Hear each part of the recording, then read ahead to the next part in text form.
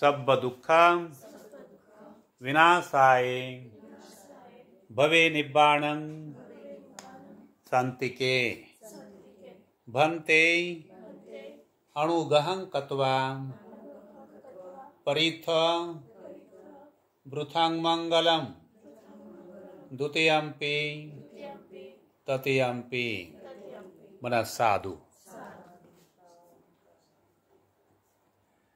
तो परित्राण पाठ किया जाता है। समन्ता चक्रवारीषु अत्र गच्छन्तु देवताः सधम्मं मुनिराजस्य शृण्वन्तु सगमुखदम् धम्मश्रवणकालो अयं वदन्ताम् धम्मश्रवणकालो अयं वदन्ताम् धम्मश्रवणकालो अयं वदन्ताम् धम्मश्रवणकालो अयं वदन्ताम्।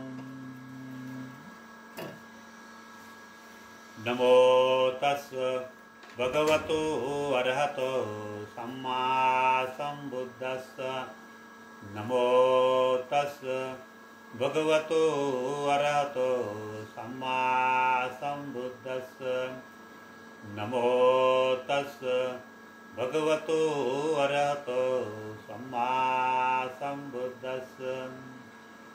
ये संता संतचित्ताति शरण शरणं एतं लोकान्तरे वा भूमा भूमा च देवां गुणगणगहना व्यावटा सर्वकालं एते अयन्तु देवा वरकणकमयी मेरुराजे वसन्तो सन्तो सन्तो शयन्तो मुनिवरवतनां स्वतुमागां समगां सभ्येषु चक्रवालेषु यथा देवा च ब्रह्मणो यं अमेहि कथं पुय्यं सर्वसम्पत्ति साधकं सभ्ये त्वं अनुमोदित्वा समग्र शासने रताम् पमादरहिता होन्तु आरक्षासो विशेषतो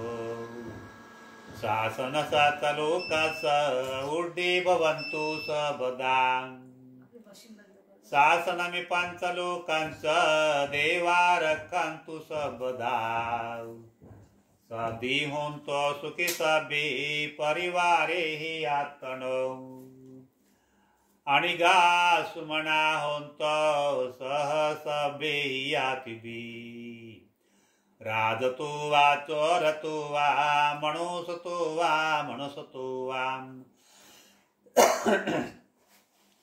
अज्ञेतो वा उदकतो वा पिशाचतो वा काणुकतो वा कंटकतो वा नखतो वा जनपदरोगतो वा असंधिमतो वा असंधिठितो वा आसपुरी सतो वा चंड हाथी असमीग गोणं कुकरंगहि विचिका मणिस्वपदीपी अक्षत्रचं सुखरस महिष यखं रखं साधिः नाना भयतु वा नाना रोगतु वा नाना उपदत वा सभ्या रखं गहंत म्हणा साधू। इति पिसो भगवारहां सम्मा सम्बुद्धो विद्याचरण संपन्नो सुगतो लोकविदु अणुत्तरो पुरुष धम्म सारथि सत्ता देवमनुष्यानं बुद्धो भगवती बुद्धं जीवित पर्यन्तं शरणं गच्छामि एच बुद्धातीता च एच बुद्धानागताम् पचुपन्ना च हे बुद्धा अहं वन्दामि सर्वदा नाथि मे शरणं अय्यं बुद्ध मे शरणं वरम् एतेन सच्चवद्येनाङ्गतु ते जयमङ्गलम् उत्तमङ्गेन वन्देहां पादपंसु वरुतमम् बुद्धेयो खरितदश बुद्धो खमतु तं मम यं किञ्चिरतनं लोके वेजति विविधा पुतो रतनं बुद्धसमानार्थी तस्मासुति भवन्तु ते योऽसान्निसिन्न वरबोधिमूले मारससेन मति विदित्वा सम्बोधिमागच्छि अनन्तयानो लोकतमोतां प्रणमामि बुद्धान्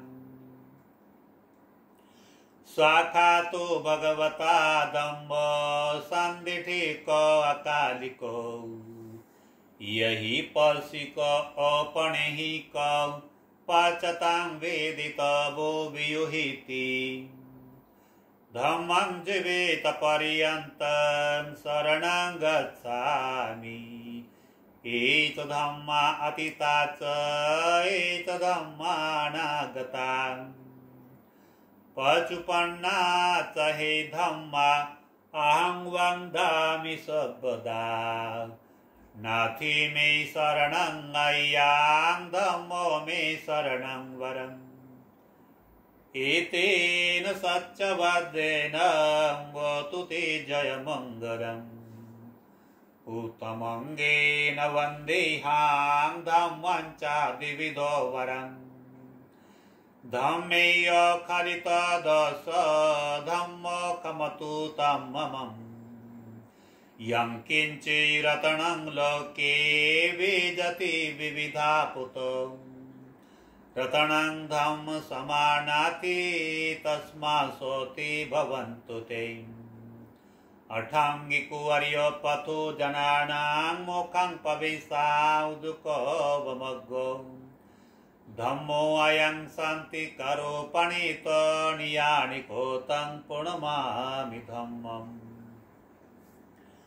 सुपटिपन्नो भगवतो सावकसङ्गो उजुपटिपन्नो भगवतो सावकसङ्गो यायपटिपन्नो भगवतो सावकसङ्गो सामिचिपटिपन्नो भगवतो सावकसङ्गो यदिदं चत्तारि पुरुषयुगानि अष्टपुरुषपूगलाय स भगवतो सावकसङ्गो आहुणीय पाहुणीय दक्षिणीय अञ्जलकरणीयो अणुतरं पुय्यङ्केत लोकं साति सङ्गं जीवित पर्यन्तं शरणं गच्छामि एतु सङ्गा अतीता च एतु सङ्गानागता पाचुपन्ना च हे सङ्गा अहं वन्दामि सर्वदा नाथि मे शरणं अय्यां सङ्ग मे शरणं वरम् एतेन सच्चवद्येन वतु ते जयमङ्गलम् उत्तमङ्गेन वन्देहां सङ्गं चातिविदोत्तमम् सङ्गेय खरितदश सङ्गो खमतु तं मम यं किञ्चिरतनं लोके विजति विविधा पुतो रतनं सङ्गसमानाति तस्मासोति भवन्तु ते सङ्गविशुद्ध वरदक्षिणीय शान्तीन्द्रियो सबमलपहीनो गुणेहिनिकेः समेधि पातु अनासहोतं प्रणमामि सङ्गान् नमामि बुद्धं गुणसागरन्तं सत्ता सदा होन्तु सुखी अविराम कायोदिगुच्छ सकल दुगन्ध गच्छन्ति सब्बे वर्णाङ्गहञ्च नमामि धम्मं सुगतेन देशितां सत्ता सदा होन्तु सुखी अविराम कायोदिगुच्छ सकल दुगन्ध गच्छन्ति सर्वे मरणं नमामि संघं मुनिराज शावकां सत्ता सदा होन्तु सुखी अविराम कायोदिगुच्छ सकल दुगन्ध गच्छन्ति सर्वे मरणं नमामि पचेक बुद्ध विशुद्ध सत्ता सदा होन्तु सुखी अविराम कायोदिगुच्छ सकल दुगन्ध गच्छन्ति सर्वे मरणं इमाय धम्मानुधम्म पटिपदया बुद्धं पुदेमि इमाय धम्मानुधम्म पटिपदया धम्मां पुदेमि इमाय धम्मानुधम्म पटिपदया संघं पुदेमि आधा इमाय पटिपदया जाति जरा मरणमा परिमोचिषामि इमिना पुय्यकम्मेन मामे बाल समागमो सतं समागमो हन्तु यावनिब्बाणपतियां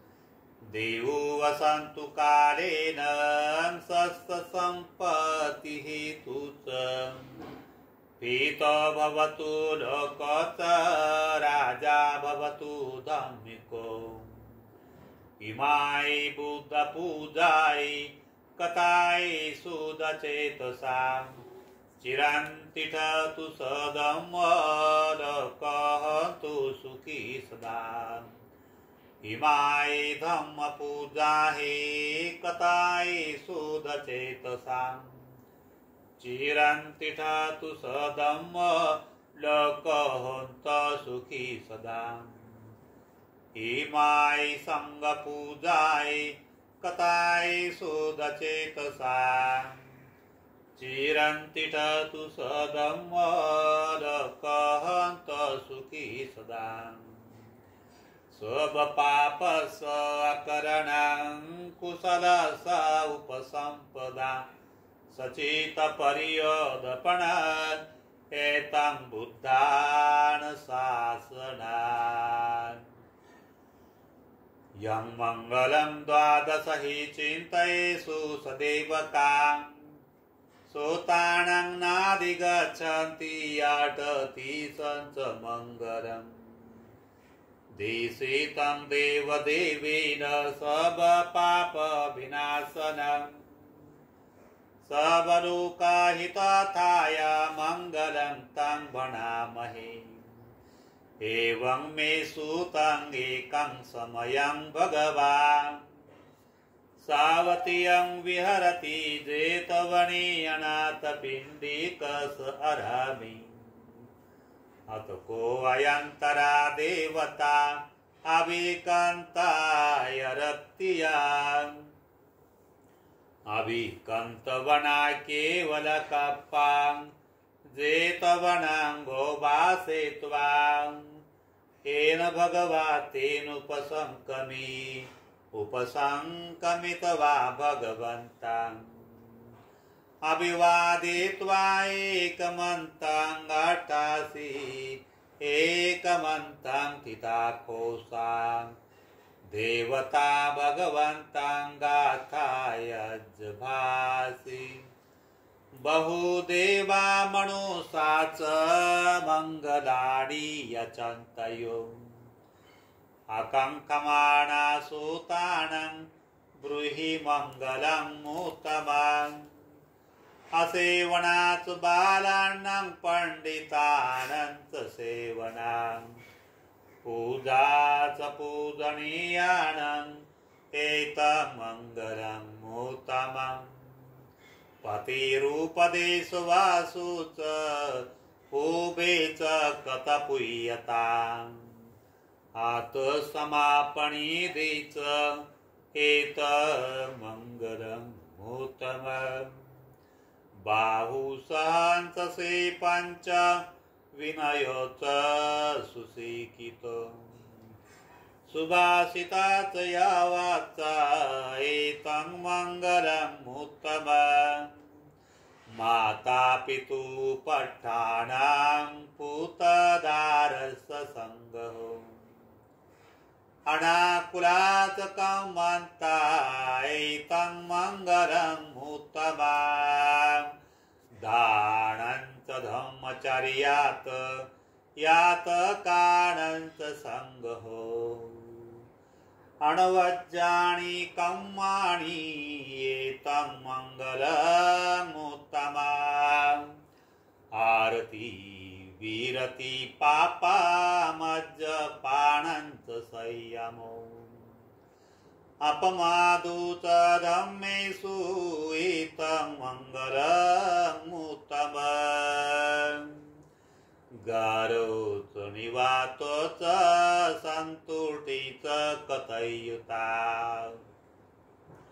कालेन धम्मश्रवणं एतन्मङ्गलमुत्तमम् कन्तीत सोवत सत्ता समनानं च दर्शनम् तपोत ब्रह्मचर्यं च आर्य सज्जन दर्शनं निब्बाण साचिक्रियं च एतन्मङ्गलमुत्तमम् एतादृशानि कृतवान् सबतमपराजितां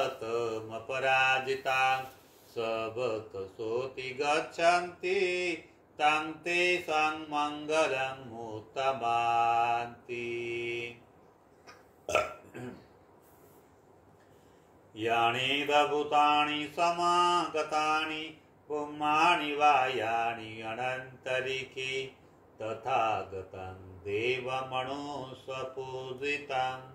बुद्धं नमस्सामि सुवतिहोन्तम् यानि भूतानि समागतानि पुम्मानि वा यानि अनन्तरिक्षे तथागतं देवमनुष्यपूजितं धम्मं नमस्सामि सुवतिहोन्तम्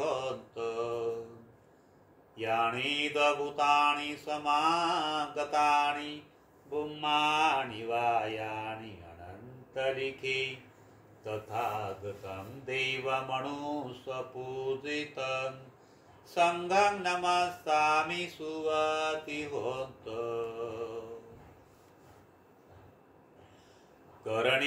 करणीयमतकुशलेन यन्त सन्तं पदं गवीसमीचं सक्को उदुत सुदुत सुवतु च स्वमुदु अनितिमानि शान्तु सकत सुबरु च आपकी च सलहु कवीति शान्तीन्द्रियो तणिपुकु च आपगापो कुलेषु अननुगीतो न संखुदं समाचरे किञ्चेन वियो परे उपवदेय सुखिनो वाक्येमिनो होन्तु सर्वे सता भवन्तो सखितताम् एके चिपाणभूताति तसावाथावरा वा अणवशिषा दीघावाये महंतावा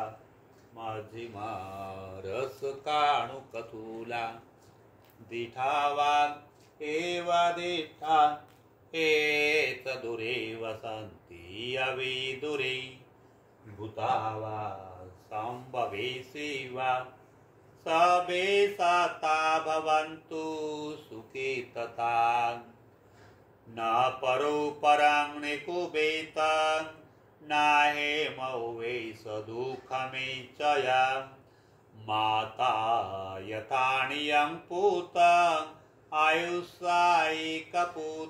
मनुरके एवं पिश बभूतेषु मानसंभवय अपरिमाणं मेकं च सबलोकस्मि मानसं भावय परिमाणम् उदङ्गदोषत्रियञ्च अस्मबादङ्गविरङ्गसपतम् तिठं निशीर्णो वा शयानो वा यावतस्य विगतमेदो एतं सतिङ्गदिष्टेयां ब्रह्ममेतं विहारं इदमाहो दिठीयञ्चणुपगम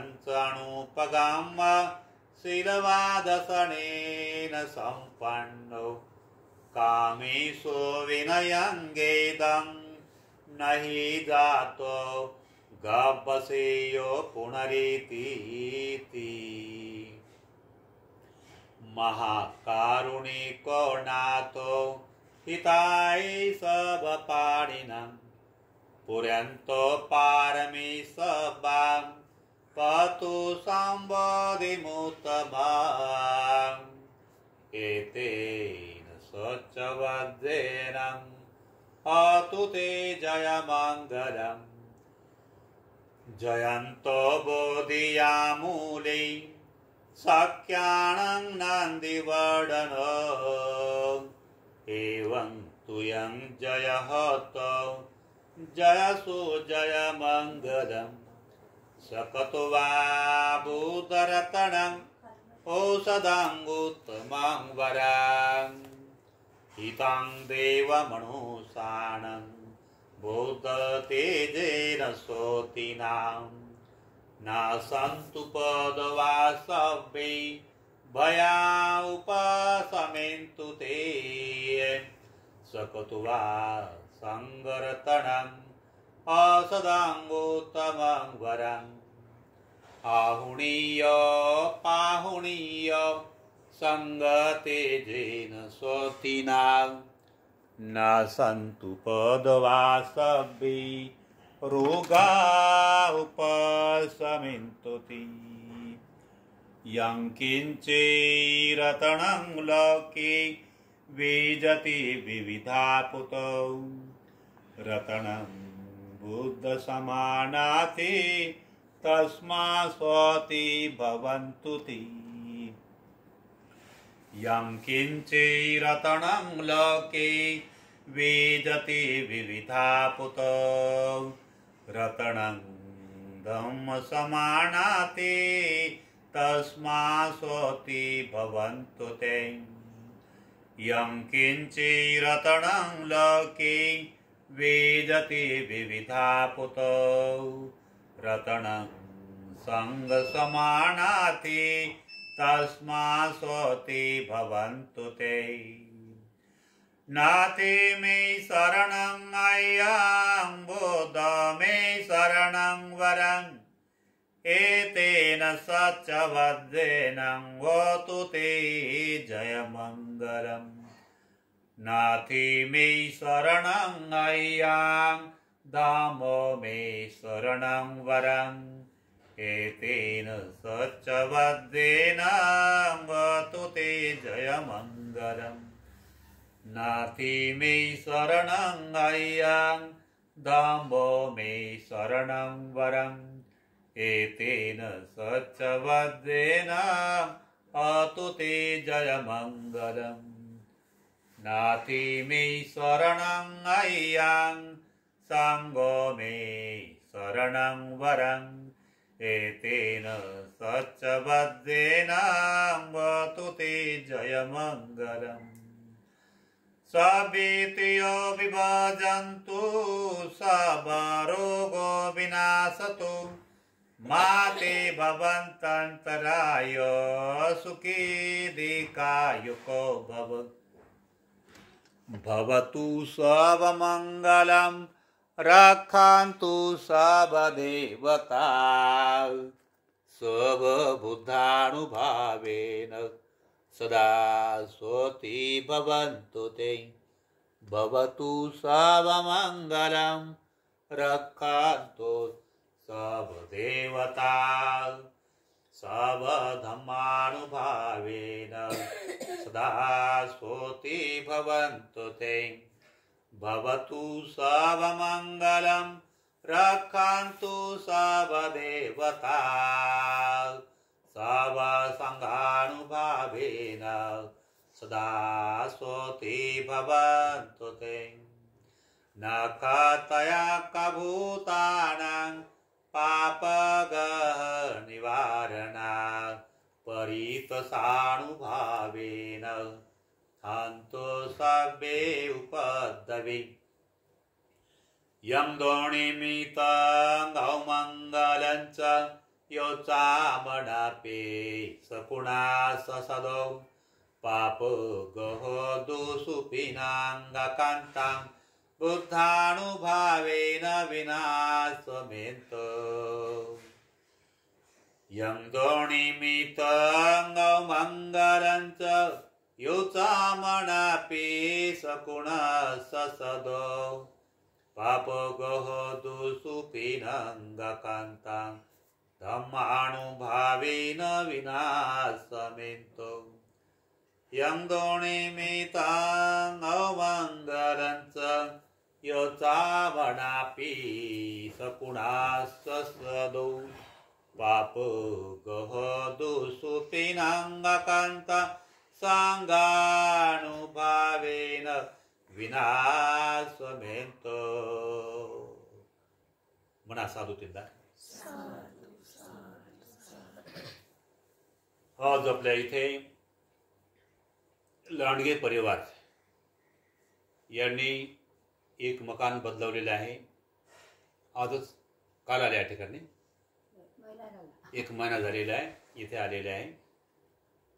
नाव का? सुषमा लांडगे ना? सुलोचना लांडगे या उपासिकेने इथे नवीन मकान शोधलं. त्या ठिकाणी किरायाने आलेले आहे नाही का? सोबत रंगारी परिवार पण आहे. इथे आहे का रंगारी? हे लोक रंगारी आहे का? तुम्ही दोघ्या माझे की लांडगे? हा, ठीक आहे ठीक आहे. बाकी सर्व रंगारी. तेव्हा या परिवारांना या घरामध्ये सुख व शांतीचा लाभ हो ही मंगल कामना केल्या जात आहे. लांडगे आणि रंगारी परिवारांना या घरामध्ये सुख व शांतीचा लाभ हो अशा प्रकारे मंगल कामना केल्या जात आहे. आणि खरोखर धम्माच्या मार्गाने वाटचाल जर केली तर धम्म अवश्य आपल्याला मदत करतो आहे. धम्मानुसार जर वाटचाल जर केली की धम्म मदत करतो आहे. धम्म हा एक रस्ता आहे. ज्याप्रमाणे आपण रस्त्याने चालत असताना रस्ता सोडून जर आड मार्गाने जर चाललो तर काटे किंवा दगडाच्या ठोकरा लागल्याशिवाय राहणार नाही का? रस्त्याने चाललं तर काहीच होत नाही. रस्त्याने चालत असताना सांभाळून चालत असताना म्हणजे कुठल्याही प्रकारे काहीच होत नाही. अवकाळी घटनाही घडत नाही. रस्ता सोडून असंयमाने चालू लागला, जीवनामध्ये वाटण तेवढ्या अडथळा निर्माण होतात. फार मोठी हानी बी होऊ शकते. म्हणून सरळ मार्गाने चालणे म्हणजे उदाहरण आहे. पण रस्त्याने चालण्याचा हा मार्ग हा व्यावहारिक आहे. आणि धम्माचाही मार्ग आपल्या आवश्यकतेनुसार वाटचाल करू लागलो असताना तो देखील व्यावहारिक धम्म आपल्यामध्ये आणता येते, स्वतःमध्ये उतरवता येते आहे. जर आपण जे आवश्यकतेनुसार काही आचरण केलं असताना त्याचा त्या धम्माचा आपल्याला निश्चित अचूक आपल्याला धम्म आपल्याला लाभ करून देतो आहे. धम्मानुसार वाटचाल केली असताना धम्म आपल्याला अचूक लाभ करून देतो आहे.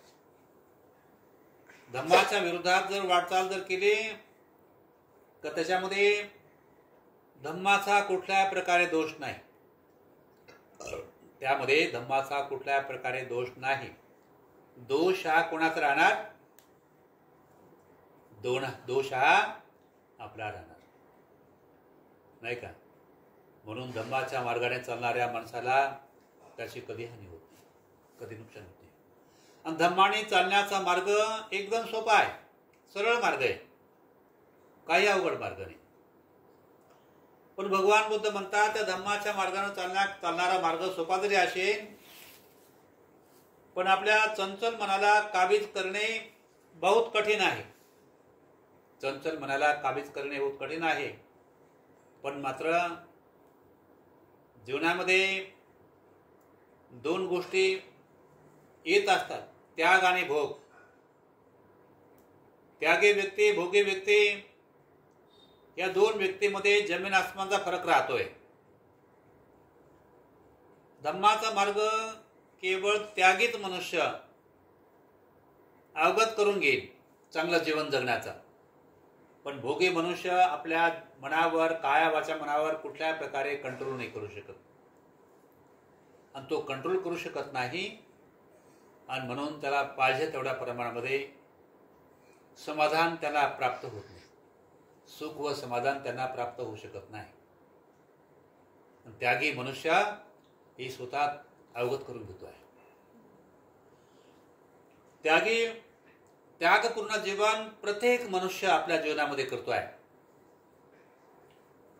भिक्खू, श्रामणेर, उपासक, उपासिका, ग्रस्त, गृहिणी आपापल्या परी त्यागपूर्ण जीवन कधी जगण्याची क्रिया ते साधवू शकतात स्वतःमध्ये. मग त्या ग्रस्ती लोकांना त्यागपूर्ण जीवन जगण्याची प्रक्रिया कोणती? भगवान सम्यक संबुद्ध म्हणतात त्यागपूर्ण जीवन जगण्याची प्रक्रिया त्यांना पंचशील आहे. भिक्खूला कोणते? हे उपसंपदेशील. श्रामणेला कोणते? हे 75 शकीय, दसशील. आणि अष्टशील उपासक ना कोणतीही प्रक्रिया चांगलं जीवन जगण्याची अष्टशील उपोषित वर्त. हे त्यागशील. आणि दुसरं शील उपासकाचं पंचशील, त्यामध्ये वे त्यागशील असते. पंचशीलामध्ये त्यागशील आहे, त्याग असते. पण जर समजा त्या ग्रस्त जीवनामध्ये भोगे जीवन जगतो, त्यागी जीवन जगत नाही, भोगे जीवन, का तो स्वतःच्या काया वाचा मनावर संयम न पाळत असल्यामुळे का तो अनेक प्रकारचं वामपंथी राहील, वाम मार्गाने चालेल. अनेक तो वाम मार्गाने वाटचाल करेन, चुकीच्या मार्गाने वाटचाल करेन, आणि नको त्या विकृत परिणामाला प्राप्त होईल. आणि कधी काळी त्याचं जीवन, घर पूर्ण बर्बाद होऊ शकते, जीवन त्याचं परिपूर्ण उद्ध्वस्त होऊ शकते. म्हणून असं परिणाम कोणाला प्राप्त होते? भोगी व्यक्तीला. अतिभोगाच्या मार्गाने वाटचाल करतो, त्यागी जीवन जगत नाही. तो संयम नाही ना त्याचा. कधी जर समजा कधी दोष काढायला प्रयत्न केला का भोगी मनुष्य सहन नाही करत, तो निवड ताम ताम ताम ताम करतात वगैरे, मी असा का, मी तसा का, मी तशी का, मी तशी का. पण त्यागी मनुष्य का त्याची चूक जर असेल ना, बिलकुल चुकवत राहील. त्यागी मनुष्य, त्यागी स्त्री किंवा त्यागी पुरुष चूक जर असेल तर चुपचाप राहणार आणि आपल्या चुकीला तो कबूल करेल. आणि जरी कबूल नाही करत, कबूल करायची लाज जरी वाटत असेल, पण चूप राहील, क्षमा जरूर मागेल. आणि मात्र तो आपल्या वरिष्ठ व्यक्तींनी आपल्याला काय दोष देत आहे तो बिलकुल खाली पाहणार, कारण त्यागी असतो, त्यागपूर्ण जीवन जगतो म्हणून. आणि भोगी मनुष्य नाही, हा मी असा आहे का, मी तसा आहे का, मी असा आहे का, मी तशी आहे का, अशा प्रकारची विकृत भावना निर्माण करेल. आणि केवळ राग द्वेषाने भडकून जाईल. भोगी असतो तोही भोगी आणि तेही भोगी, दोघेही वाम मार्गाने, वाईट मार्गाने चालणारी. आणि मग ते समजा का त्यांना जर समजा त्यांना त्या चुकीच्या मार्गाने वाटचाल करणारे लोक त्यांचं ऐकतील कोण? भोगी लोकच ऐकतील. हा, त्याच्या घरात जे समजा का जे समजा त्यागपूर्ण जीवन जगणारे लोक ऐकतील का? नाही ऐकणार. मग कुणीकडे आहे? जो त्याचा पार्टनर आहे भोगी तिकडे जाणार. तो असा म्हणत होता, तो तसा म्हणतो वगैरे. अरे हे तो भोगी काय म्हणे, हा तो चुकीचाच आहे, हा ती सासू पण चुकीची आहे, ती पोरगी चुकीची आहे, तो पोरगा चुकीचा आहे, आपणच बरोबर आहे म्हणते वगैरे, नाही का. कारण आपल्या चुकीवर ते लोक पडदा टाकायचं काम करतात, बरोबर आहे ना. आणि त्यागी लोक जे असतात तर ते लोक आपल्या घराचं बाजार जगाच्या समोर करत नसतात. ते झाकलेली मूठ लाखाचे ठेवतात. ते त्यागी असतात. झाकलेली मूठ लाखाचे ठेवतात. घरामध्ये काही कमी जास्त काय घडलं असताना, काय झालं असताना वगैरे आपला बाजार लोकांच्या समोर मांडत नसतात. त्यागी असतात. हा, आमची इज्जत घरातली शान आहे. आमची इज्जत लोकांपर्यंत चव्हाट्यावर न्यायची नाही. आणि म्हणून तो बुद्धिमान बी असतो, त्यागी समजदार बी राहतो, सदाचारी जीवन जगत असतो. आणि त्याला जीवनाचं त्याला महत्त्व पडते.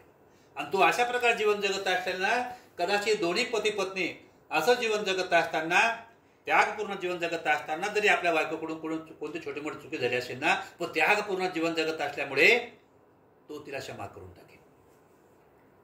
त्याची पत्नी देखील ती त्याला क्षमा करेल. का क्षमा करेल? त्यागपूर्ण जीवन जगते. ऐका, त्यागपूर्ण जीवन जगते. जरी चुका झाल्या पण मात्र ती झाकत नाही. ती संकोच तिला वाटते, तिच्या मनाला दुःख होते, तिच्या मनाला दुःखी झाले ते, नाही का. म्हणून तो देखील बिलकुल मौन राहते. तो व्यक्ती देखील जास्त बोलत नाही आपसामध्ये वगैरे. कारण त्यागी लोकांचा संसार देखील समाधानपूर्ण ते संसार जीवन जगतात. एकदा चुका करतील, दुसऱ्या चुका करतील, 10 वेळा चुका करतील. आणि एक दिवस अशी वेळ येईल तर त्या चुकाच होऊ देणार नाही. एकदम सुंदर जीवन जगतील. एकदम सुंदर नीतिमतेनं जीवन जगतील. चांगल्या सदाचारानं जीवन जगतील. आणि एकदम त्यांच्यापासून लोक धडा शिकतील. त्यांच्यापासून लोक आदर्श शिकतील, नाही का. असं जीवन जगतील ते लोक वगैरे. हा, म्हणून त्यागी लोकांपासून काही बोध घेण्यास पात्र असतो. पण भोगी लोकांपासून कुठल्याही प्रकारचा बोध घेता नाही येत. केवळ दुर्गतीच्या मार्गाने तो वाटचाल करतोय. भोगी मनुष्य केवळ दुर्गतीच्या मार्गाने लागलेला आहे. अधोगतीच्या मार्गाने लागणार आहे. नरकात जाणारा व्यक्ती येतो. ती स्त्री असो पुरुष असो, निवळ भोगीच्या मार्गाने वाटचाल करतो. तो झालेले चूक बिलकुल कबूल करत नाही आणि केवळ चांगल्या माणसाला बदनाम करायचा प्रयत्न करतो. नाही, तो दोषी जर नसेल ना, नाही तोच तसा आहे म्हणून मला असं म्हणते, म्हणून तीच तशी आहे म्हणून मला अशी म्हणते वगैरे, म्हणून तो तसा आहे म्हणून मला असं म्हणते वगैरे. हिच्या चुका असून तरी बरं, हिच्या ह्या बायच्या चुका असून समजा का तरी ती भोगी प्रवृत्तीची असते ना, ती म्हणते की तू तसा असेल म्हणून तुम्हाला म्हणते. आणि तो कसा आहे, जर समजा का तो एकमेकांना तसं बोलतात वगैरे, टोमणे मारतात आणि केवळ एक दुसऱ्यांना टोमणे मारायचंच काम करतात ते. कारण काय, भोग प्रवृत्तीने जीवन जगतात. आणि ते लोक खऱ्या अर्थाने बुद्धाचे उपासक आणि उपासिका नसतात. सेवाभावी प्रवृत्ती त्यांच्यामध्ये न निर्माण होऊ शकत. निवळ भोगाचे त्या लोकांना संस्कार असेल तर ते लोक कुठल्या प्रकारचं कर्म करत असतील, केवळ नाम मात्र करत असतील. मनाभावातून ते सत्कर्म दान कर्म करू शकणार नाही. मनातून ज्यांच्या अंतःकरणात त्यागाची प्रवृत्ती, त्यागाची भावना आहे, तर त्यामुळे ते दान कर्म देखील मनाभावातून करतील. ते अंतर्मनातून करतील, हृदयातून करतील, चांगल्या भावनेतून करतील वगैरे, नाही का. आणि भोगी माणसं गळ्यापासून वर केवळ नाम मात्र करणार वगैरे, नाही का. आणि म्हणून त्यागी माणसं प्रत्येक काम, प्रत्येक कार्य अंतर हृदयापासून करणार. बाळाला जन्म देतील, आपल्या स्वतःच्या पोटच्या बाळावर देखील हृदयापासून प्रेम करतील. आपल्या पतीवर हृदयापासून प्रेम करणार आणि धम्मावर देखील हृदयापासून श्रद्धा निर्माण ठेवणार, नाही का. धम्मावर देखील हृदयापासून श्रद्धा ठेवणार, चांगली अवस्था ठेवणार. आणि म्हणून त्याचं फल, त्याचा परिणाम देखील त्यांना चांगला प्राप्त होतो. वाह्यात परिणाम त्यांना प्राप्त होत नाही, चांगला परिणाम त्याला प्राप्त होतो. चांगली त्यांना सुबोधी त्यांना प्राप्त करून घेता येते वगैरे. म्हणून त्यागी आणि भोगी ह्या लोकांमध्ये जमीन आसमानाचा फरक राहतो. त्यागी आणि भोगी या दोन लोकांमधून त्यागी माणूस कामाचा आहे, त्यागी स्त्री कामाची. भोगी व्यक्ती केवळ कधी विकारी लोक राहतात. म्हणून भगवान बुद्ध म्हणतात तर त्यागपूर्ण जीवन जगायला पाहिजे आणि त्यागाची प्रक्रिया स्वतःमध्ये आणण्याचा प्रयत्न केला पाहिजे. मग त्यागाची प्रक्रिया ज्या व्यक्तीमध्ये नसेल तर त्यासाठी ती आणण्याची प्रक्रिया कोणती आहे? त्यागाची प्रवृत्ती स्वतःत आणण्यासाठी आपण काय प्रयत्न केला पाहिजे? काय म्हणतात भगवान बुद्ध? त्यागाची प्रवृत्ती स्वतःत आणण्यासाठी तर कमीत कमी समजा रस्त्याने आपण चालत असताना रस्त्याने त्या रस्त्यात काटा दिसला असेल का तो काढून फेकावून द्यावं, दगड असेल, खडा असेल, कोणाला विजा पोहोचू नये, अशा प्रकारची भावना निर्माण केली पाहिजे. आणि दुसऱ्या याच्यातून काय म्हणतात भगवान बुद्ध, वत्तम न परिपुरती शीलं न रखती. वत्तम म्हणजे वर्त, जो मनुष्य वर्ताचारी मार्ग हस्तगत जोपर्यंत करत नाही तोपर्यंत शिलाला तो स्पर्श नाही करू शकत. शिलाची अवस्था फार मोठी आहे. आणि जो व्यक्ती शिलाला स्पर्श करतो तो खऱ्या अर्थाने त्याला त्यागाची अवस्था निर्माण होईल. जेव्हा त्याला त्याग निर्माण होईल तेव्हा तो काटेकोरपणाने सर्व अष्टशिलाचं पालन करेल. वर्तशील म्हणजे कोणतं? अष्टशील उपोषित व्रत.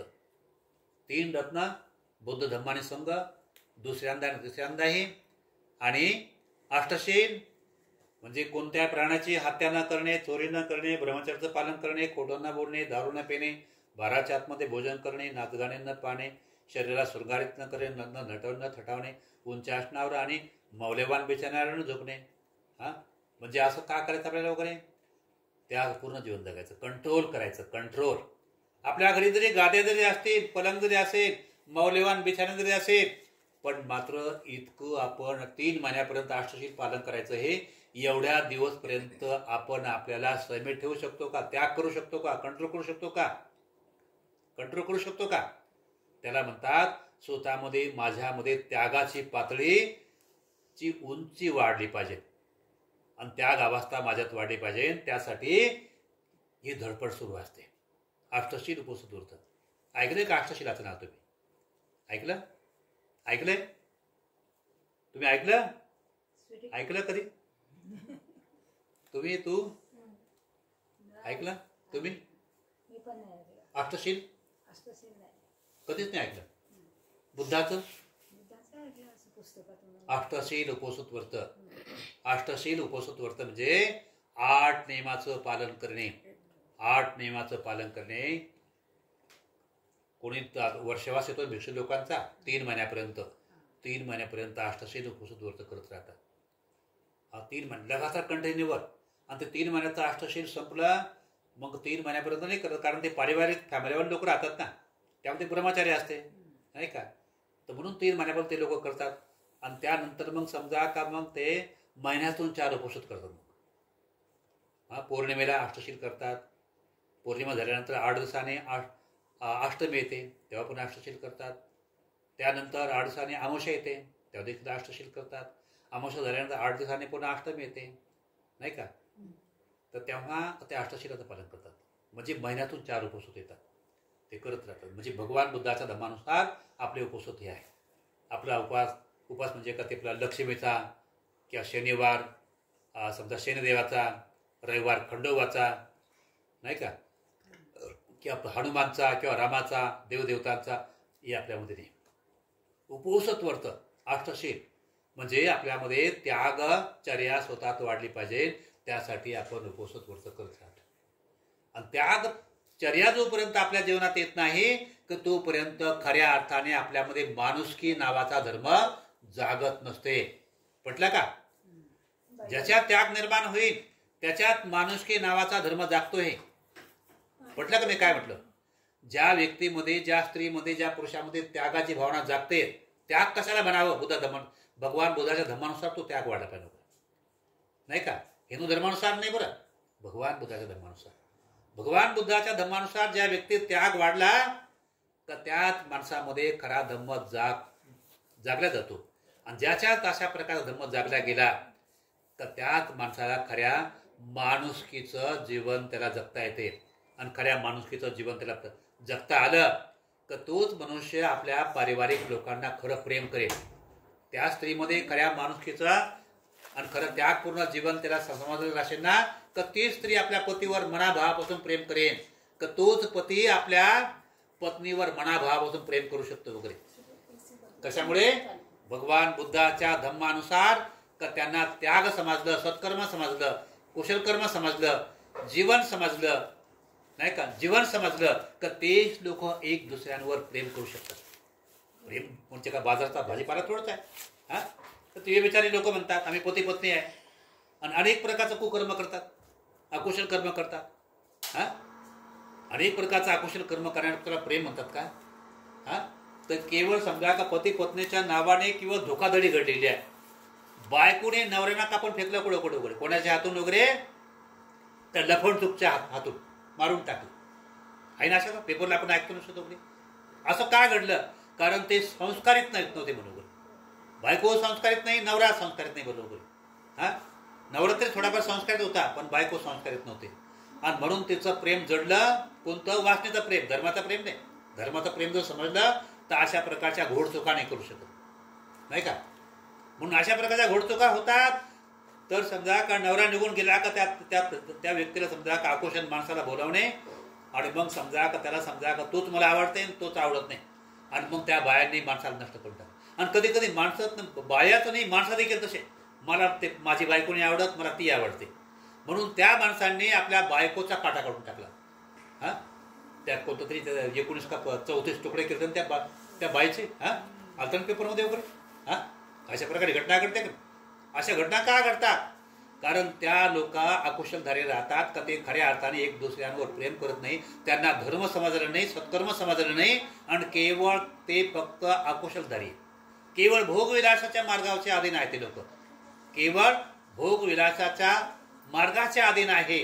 तर त्यामुळे त्यांच्यापासून काही एक दुसऱ्यावर ते प्रेम करू शकत नाही.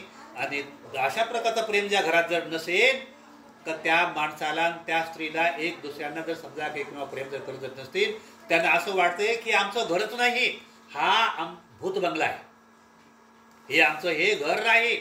त्याचं घर जर समजा घर असावे, घरासारखे म्हणतात. निवळ ह्या 4 दिवार आहे किंवा समजा फार मोठं 7 तालाची बिल्डिंग बनवली, मकान बनवलं. हा, पण त्या ठिकाणी प्रेमाचं खरं त्या ठिकाणी घर जर नसेल, प्रेमाचा खरा भगवान बुद्धाच्या धम्मानुसार ओलावा जर नसेल, तर ते निव्वळ भूत बंगला त्या ठिकाणी. एक दुसऱ्यांना प्रेम नाही करू शकत, तर त्यामुळे एक दुसऱ्यांच्या मनाचं संतुलन बिघडवणे वगैरे. तर त्या ठिकाणी त्या अन्न जरी खायला लागला असताना तर त्या ठिकाणी असं वाटते का मी माती खात आहे, काय खात, समाधान नाही. हा, पण जर ज्या ठिकाणी जर समजा तरुण पुरून जरी खात असेल, पण तरी असं वाटतंय की मी माती गोटे खात आहो, शेण खात आहो, असं वाटते. पण ज्या घरात जर समजा धम्म आहे, चांगले संस्कार आहे, तर त्या ठिकाणी तरण पुरण जरी नसेल, चटणी भाकर जरी असेल, पण तरी मात्र मी फार मोठं तरण पुरण खाऊन राहिलो असं त्यांना वाटेल. समाधान. निवड आंबेल जरी असेल तर ते देखील तो समाधानाने तो प्राशन करून तो बिलकुल फार मोठा फ्रेश राहू शकतो वगैरे, खुश राहील वगैरे, आणि फुलासारखा बिलकुल प्रफुल्लित दिसेल वगैरे. हे फार मोठं महत्वाचं आहे, नाही का? म्हणून हा भगवान बुद्धाच्या धर्मानुसार हे जीवन जगणे, ही संपत्ती हिरा माणिक मोती अनेक प्रकारची संपत्ती असेल का त्याला खरी संपत्ती म्हणतो वगैरे, पण खरी संपत्ती जीवन रूपी भगवान बुद्धाच्या धम्मानुसार जे खऱ्या अर्थाने त्याग करता असतील, सुंदर जीवन जगण्याची कला ज्या लोकांना अवगत झाली, तर ते लोक तर खरे बुद्धाचे उपासक आहे, बुद्धाचे उपासक आहे. हे धम्म हे बरोबर समजायला पाहिजे. या धम्माच्या मार्गाने वाटचाल करणारे लोक कधी एकमेकांना कधी धोका देऊ शकत नाही, आणि ते लोभाच्या अधीन कधी होऊ शकत नाही. लोभाच्या ते अधीन होत नाही. ते बिलकुल आपल्या पती आणि पत्नीचा एक दोघं चांगले सदाचारी आणि त्यांची उंच विचारसरणी असल्यामुळे कथेमुळे एक दुसऱ्याच्या आज्ञाचं पालन करतात. कोणतंही काम करता असताना एक दुसऱ्यांचा सल्ला घेऊन ते काम करतात, आणि म्हणून त्यांना कुठल्याही प्रकारचा धोका होत नाही. त्यांना कुठल्याही प्रकारचा धोका होत नाही. आता भगवान बुद्धाच्या काळामध्ये घटना घडली. एक पूर्ण नावाचा उपासक होता. एक उपासक शेतकरी, तो खूप श्रद्धासंपन्न असतो. तो खूप श्रद्धासंपन्न राहतो. तो आपल्या शेतामध्ये जातो का तो खूप श्रद्धावान राहतो. त्याची पत्नी देखील फार श्रद्धासंपन्न राहते, धम्मवान राहते, शीलवान राहते, त्यागी राहते. हा पूर्ण हा शेतकरी आपल्या शेतात गेल्यानंतर तर शेत नांगरत असताना का त्यांना भगवान बुद्धाचे उजवे हात सारीपुत्र त्यांना दिसले. सारीपुत्र तर ते सारीपुत्र दिसल्यानंतर तर त्याच्या अंतःकरणात श्रद्धा निर्माण झाली. या भिक्षूला मला काय दान द्यायचं होतं, पण माझ्याजवळ काही नाही, पण मी त्यांना काय देऊ, ह्याच वेळी त्यांना मला दान द्यायचंय. जेव्हा श्रद्धा संपन्न मनुष्य असतो तर तो अंतःकरणातून दान देत असताना त्याला फल बी प्राप्त होते, त्याला लाभ होते बरं, तर फार मोठा फल होते. तर या भिक्षूला मी काय देऊ, माझ्याजवळ काहीच नाही. तर त्याने पटकन त्या बाबळीच्या काड्या आणल्या, दंत काड्या, आणि त्या सारीपुत्राजवळ त्याने श्रद्धेनं दोन्ही हाताने अशा दान दिल्या. म्हणते माझंही कृपा करून दान स्वीकारा. आणि सारीपुत्राने त्या दंत काड्या स्वीकारल्यानंतर का त्या पूर्ण नावाच्या शेतकऱ्याला खूप आनंद वाटला आणि त्याने त्रिवार वंदन केलं, नाही का. पण त्यानंतर काय झालं, तर सारीपुत्र तिकडे चालले असताना मग त्याची पत्नी असते, तर तिकून समजा लगबगीने येत असते. तर ती नेमाने समजा आपल्या पतीची ती फार अंतःकरणातून सेवा करत राहते. माझा पती नांगरायसाठी गेला शेतामध्ये, म्हणून ती आपला स्वयंपाक करून जेवणाचा डबा घेऊन आपल्या पतीचा घेऊन चालली होती. पण तिला मार्गामध्ये सारीपुत्र नावाचे भंतेची भगवान बुद्धाचे उजवे हात तिला दिसले. तर त्यांना पाहून त्या मनामध्ये श्रद्धा निर्माण झाली. तर ते म्हणते भंते कृपा करून माझंही भोजनदान स्वीकारा. तर तेवढा भोजनाचा डबा सारीपुत्राच्या भिक्षापात्रामध्ये टाकून दिला, नाही का. सारीपुत्राच्या भिक्षापात्रात टाकून दिल्यानंतर सारीपुत्र एका झाडाखाली गेले, त्याने भोजन केलं. तर त्या उपासिकेने त्रिवार वंदन केलं आणि ते निघून गेले लगबगीनं. तर लगबगीनं निघून गेल्यानंतर तर पाहता पाहता तिला दुसऱ्यांदा स्वयंपाक करावा लागला. त्या उपासिकेला दुसऱ्यांदा स्वयंपाक करता असताना खूप वेळ झाला, तर ती घामोगर्दी होऊन गेली होती. मग ती म्हणते माझ्या पतीला फार भूक लागली असेल, मी सारीपुत्र भंतेजीला जेवण दिलं. तर ती बिलकुल दमोदम भरली आणि तिनं समजा का आपला लवकर लवकर भोजन बनवलं आणि पुन्हा ते लगबगीत निघाले, घामोगर्दी झाली. आणि तर ती आली आणि आपल्या पतीला म्हणते घ्या म्हणते भोजन. तर पती म्हणते आज फार वेळ लागला. मग ते आपल्या पतीला म्हणते मला क्षमा करा म्हणते, मी तिकून येत असताना मला सारीपुत्र भेटले, तर त्यांना बघून माझ्या अंतःकरणात श्रद्धा निर्माण झाली. मी त्यांच्या भिक्षापात्रामध्ये तेवढं अन्न टाकलं आणि मी पुन्हा वापस गेले. पुन्हा मला भोजन तयार करण्यासाठी खूप वेळ लागला आणि त्यामुळे आपल्याला फार मोठा भूक लागली असेल, तर मला क्षमा करा म्हणे, का आपल्याला फार वेळ झाला. तर तेव्हा तो पूर्ण शेतकरी काय म्हणतो, भद्रे तू फार चांगलं केलं. अरे म्हणे आज म्हणे मला मी पक्वान निघते या भोजनापेक्षा मला सुंदर भोजन मी केलं आहे. मी जरी मी भोजन नाही केलं पण केलेलं आहे आणि तू माझ्या मनातलं काम केलं आहे. कारण सकाळीच ते भोवतेची मला दृष्टी होते, तर त्यांना मला काय खाण्याच्या वस्तू मला देण्याची इच्छा झाली होती, पण माझ्याजवळ काही नव्हतं. आणि म्हणून एक दंत काड्या बाबळीच्या काड्या तोडून आणल्या आणि त्यांना त्या काड्या दिल्या सारीपुत्राला. तर त्यानंतर वंदन केला. माझ्या मनातली भावना होती त्यांना ते भोजन दान देण्याची. पण तू दिलं, तर तू माझ्या मनातलं काम केलं, तर धन्य आहेस तू. मी फार भाग्यवान आहे की मला तुझ्यासारखी मला अशी भाग्यवान पत्नी मला मिळाली. मग समजा का त्या पूर्णाने ते भोजन केलं, तर दोघं पत्नी एकमेकांवर फार प्रेम करत होते, सुंदर होते. मग दोघंही समजा त्या ठिकाणी मग समजा थोडंसं भोजन केल्यानंतर सावलेलं थोडसे त्याने विश्रांती केली. हा देखील थकला असतो आपला पूर्ण कथेत. तर मग विश्रांती केल्यानंतर तर उठून पाहतात. मग त्याची पत्नी उठून पाहते, तर ती फार दुःखी होते. तर त्यांच्या शेतात त्यांनी काय वांगे लावलेले असतात, वांगे, आणि एकाकीचा उठून पाहते तर त्याची पत्नी फार दुःखी होते. अरे रे रे म्हणे, हे काय वांग्यात झाडं म्हणे का, किंवा एकदम म्हणे पिवळे सुतूक पडून गेले म्हणे का, हे काय कामाचे राहिले म्हणे का, लय घाण का, लय म्हणे आमचं नुकसान झालं म्हणे का. मग ते आपल्या पतीला उठावते, बघा ना म्हणे हे वांगे कसे झाले म्हणे आपल्या म्हणे का, एकदम पिवळे होऊन गेले. नाही तर आतापर्यंत पुढे हिरवे कंच होते, मस्त किती सुंदर मस्त वांगे लागले झाडाला आपल्या वगैरे, आणि पानं देखील फार मोठा हिरवेगार होते, आणि एवढे वांग्याचे झाडं आपले पूर्ण पिवळे दिसून राहिले म्हणे. तर तेव्हा पूर्ण जेव्हा बघते पाहते, तर ते पाहून त्या झाडाजवळ जाते, पान तोडते, पण तो पूर्ण बगीचा सोन्याचा होऊन गेला असतो. सोन्याचा बगीचा, वांग्याचे फळं देखील सोन्याचे पाहिजे त्याने वगैरे. तर तेव्हा पूर्ण म्हणते, भद्रे ते वाळून पोळ झालेलं नाही, तर तू जे सकाळ जे कुशल कर्म केलं, मी पण सकाळ जे कुशल कर्म केलं, तर त्या कुशल कर्माचं फल हे आपल्याला अशा प्रकारचं मिळालेलं आहे. पण बद्री हे आपण आपल्या घरी नेऊ शकत नाही, कारण आपण गरीब आहोत. आपण एवढं मोठं समजा धन कधी पाहिलं नाही. आणि आपण जर समजा घरी घेऊन जर गेलो तर आपल्याला समजा राजा एक चोर म्हणून शिक्षा देईन, आपल्याला जेलमध्ये जावं लागेल. आणि म्हणून मी हे काही थोडंसं धन राजाकडे घेऊन जातो. तर त्याची पत्नी देखील सहमत झाली, कारण दोघं एकमेकांना प्रेम करायचे, दोघं धर्मवान असल्यामुळे. तर त्यामुळे दोघं एकमेकाशी सहमत झाले. आणि जर समजा का ते निवड भोगे राहिले असते, निवड समजा विकाराने भरले असते, ते पत्नी नाही नाही त्याच्याकडे येऊ नका, आपण चोरून लपून गाठोडे भरून चकून जमिनीत पुरून ठेवू, नाही का. विपरीत परिणामाला प्राप्त झाला असतात. पण दोघंही ते चांगले शीलवान असतात, समजदार असतात, जागरूक असतात. आणि मग ते राजाकडे ते धन घेऊन गेले थोडं, आणि बाकी तेवढं तसंच ठेवलं. मग राजाला सांगितलं, महाराज मी सकाळीच मी भगवान बुद्धाच्या सारीपुत्र यांना दान दिलं, दत्त काढ्या, माझ्या पत्नीनं त्यांना भोजन वाढलं, तर त्यामुळे आम्हाला मानसिक फार समाधान वाटलं. तर त्यामुळे याचा परिणाम आमचं पूर्ण वांग्याचा बगीचा पूर्ण सोन्याचं झालं. आणि म्हणून महाराज आम्हाला असं वाटलं तर हे आमच्या कुशलकर्माचं देण जरी असेल, पण आम्ही घरी नेऊ शकत नव्हतो.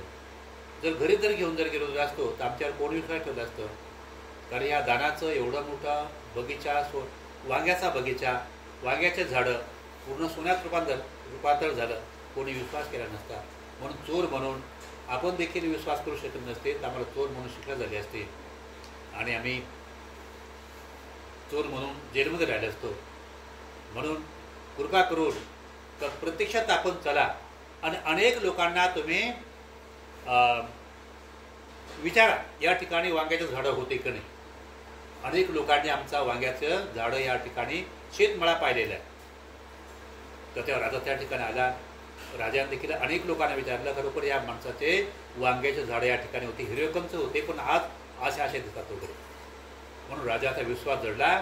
तर तेव्हा एवढा मोठा पूर्ण श्रद्धा संपन्न धर्मवान उपासक, तर राजाच्या मनावर फार मोठा प्रभाव पडला. तर राजाने तेवढंही धन आपल्या राजवाड्यात घेऊन गेला, आणि पण मात्र त्याला धनश्रेष्ठ म्हणून पद दिलं. त्याला धनश्रेष्ठ म्हणून पद दिलं, फार मोठा महाल त्याला बनवून दिला, आणि त्याचा पत्नी आणि तो आपला पूर्ण दोघंही सुख समाधानानं जीवन जगू लागले. श्रद्धेचं आणि चांगला असा सुंदर जीवन जगण्याचा परिणाम कधी कधी अशा प्रकारचा बल प्राप्त होत असतो. श्रद्धा जर विकसित जर होऊन जर गेले तर कोणत्या परिणामापर्यंत व्यक्तीला समोर पोहोचवण्याचं कार्य करेल हे निश्चित सांगता येऊ शकत नाही, कारण धर्माचं फार मोठं महान कला असते. आणि म्हणून हे केवळ त्यागपूर्ण ते जीवन जगत होते. म्हणून या त्यागाचा परिणाम अशा प्रकारे बोध प्राप्त होत असते कधी कधी वगैरे. आणि कधी कधी समजा त्यागपूर्ण जीवन जगलं जर नाही तर त्याचा फार मोठा विकृत परिणामाला प्राप्त होऊन व्यक्ती फार मोठ्या दुःखाला प्राप्त होतो आहे. म्हणून आज रंगारी परिवार, लांडगे परिवारांनी आजच्या प्रसंगी या ठिकाणी परित्राण पाठ केला. तर तेव्हा या परित्राणाच्या प्रभावाद्वारे तर त्यांच्या परिवारांना व त्यांना या घरादारामध्ये सुख शांतीचा लाभ हो. आणि भगवान बुद्धाने सांगितलेला हा धम्म या शीलावर आधारित आहे. तर त्यांचं शील सदाचाराचं आचरण करण्याचं कर्म त्यांचं यशस्वी हो व त्यांना सद्धम्माचं त्यांना लाभ हो, ही मंगलकामना व्यक्त करून आजच्या प्रसंगी ही धम्मदेशना देऊन मी संपवतो. आणि परित्राण संपवण्यापूर्वी मी त्यांना हा आशीर्वाद देत आहे. तर तेव्हा आशीर्वाद दिला जात आहे. हात जोडा.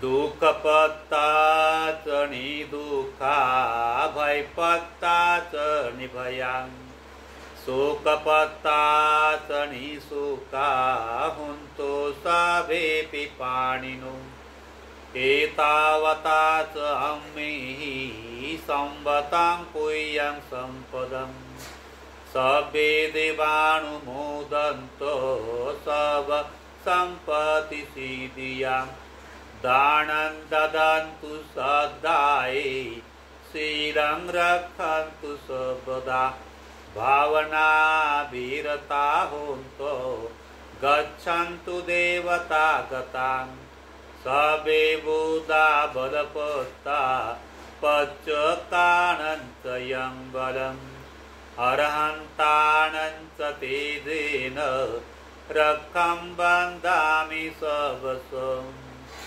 आकाशटाच भूमट्टा देवानागा महिंदिका पूयं तां अनुमोदित्वा चिरं रक्षन्तु शासनम् आकाशटाच भूमट्टा देवानागा महिंदिका पूयं तां अनुमोदित्वा चिरं रक्षन्तु देशनम् आकाशटाच भूमट्टा देवानागा महिंदिका पूयं तां अनुमोदित्वा चिरं रक्षन्तु देशनम् आकाशटाच भूमट्टा देवानागा महिंदिका पूयं तां अनुमोदित्वा चिरं रक्षन्तु त्वां परन्ति सभीतिय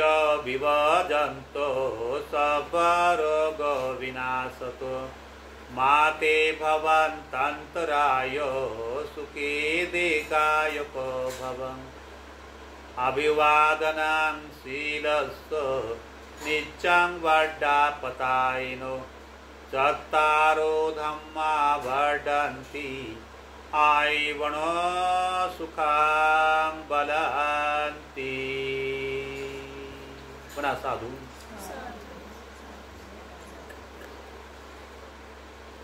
हे यूट्यूब चॅनल भदंत धम्मज्योती महाथेरो याला लाईक करा, सबस्क्राईब करा, कमेंट करा।